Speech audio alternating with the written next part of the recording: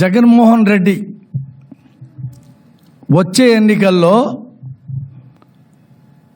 అక్రమంగా గెలవటానికి ఏ పద్ధతులను ఎంచుకున్నాడో వాటిని వివరించాలని చెప్పేసి నేను ఈ ప్రెస్ మీట్ ఏర్పాటు చేశాను.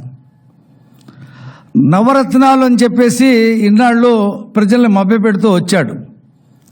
కానీ ఎన్నికల్లో నవమోసాలు చేయాలని చెప్పేసి 9 అంశాలను ఎంచుకున్నాడు. అవి నేను ఒక్కొక్కటిగా చెప్పిన తర్వాత నేను మిగతా విషయాలు మాట్లాడతా. నెంబర్ 1, దొంగ ఓట్లు చేర్పించడం, కూటమి పార్టీలకు చెందినటువంటి ఓట్లు, తెలుగుదేశం, జనసేన, బీజేపీ ఓట్లు తొలగించటం, ఫారెన్ 7 పెట్టి తొలగించటం, ఇది చేశాడు. మేము మ్యాక్సిమం వాటిని ఎదుర్కొన్నాం. అనేక మంది ఆఫీసర్లని సస్పెండ్ చేయించడం జరిగింది. అయినా మానటం లేదు.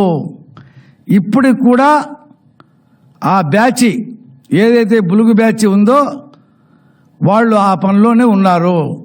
అప్రమత్తంగా ఉండాలని చెప్పేసి నేను ప్రజలు కోరటానికి పాయింట్ నెంబర్ 1 చెప్పా.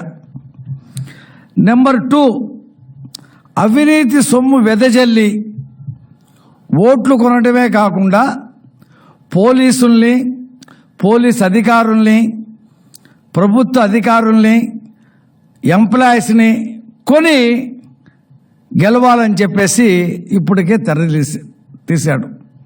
అది 2వ పాయింట్. 3, ఎక్కడికక్కడ ఏ నియోజకవర్గాన్ని ఆ నియోజకవర్గంలో కులాలు మతాల మధ్య చిచ్చు పెట్టడం, కులంతో పోట్లాడించడం, ఫేక్ వీడియోస్ పెట్టేసి వాళ్ళ మధ్య ఉద్రిక్తతలు రెచ్చగొట్టడం, లేదా మతాల మధ్య